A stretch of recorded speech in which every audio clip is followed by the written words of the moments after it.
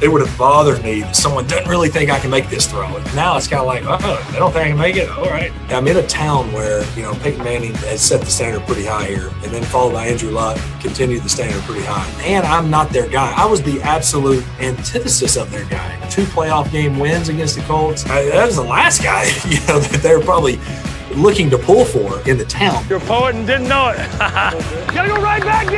Yeah, heck yeah. Good. Check this out. Certainly wanted to be a part of a team that has a chance to win a championship. We're hungry. You get in and everybody's got a shot.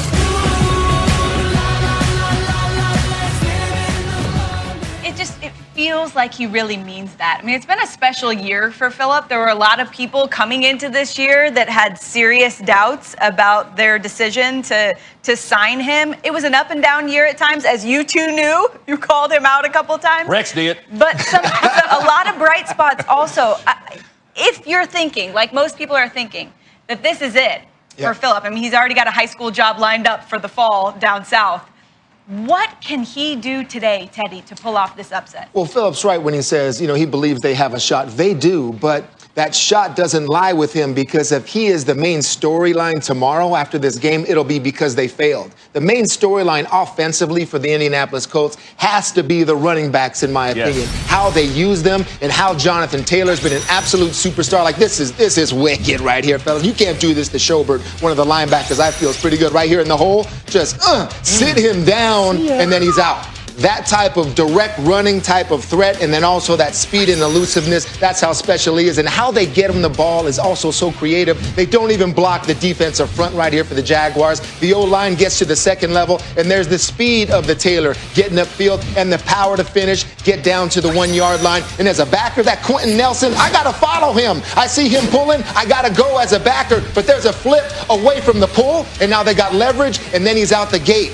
Great play calling here, great design, the offensive line also, and then Nyheim Hines.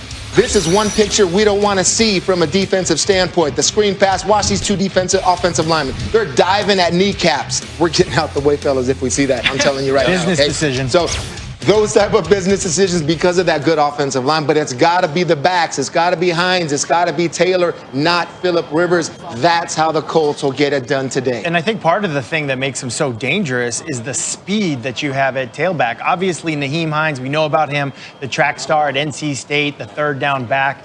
But when you talk about Jonathan Taylor, he's 226, approaching 230 pounds.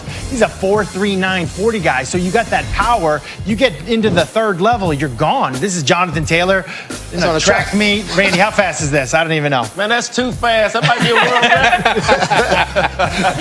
I think a 10.4 won it, but usually you're either fast or big. Rarely is it both guys. You have both. But I would say this about Jonathan Taylor. We, for some reason, don't talk about him enough. He finished 3rd in rushing this year. We talk about Derrick Henry. We know about Dalvin Cook. 3rd, Jonathan Taylor. Like, who thought of it? We knew about him coming out of Wisconsin. It started slow, but for whatever reason, it is clicking right now for this Colts and for him. When I look at that tape, we always highlight the wide receiver position, all the special position. We never highlight the guys up front that's opening it up for everybody else. You talk about the offensive line play for the Indianapolis Colts that's been under the radar all season, led by Quinn.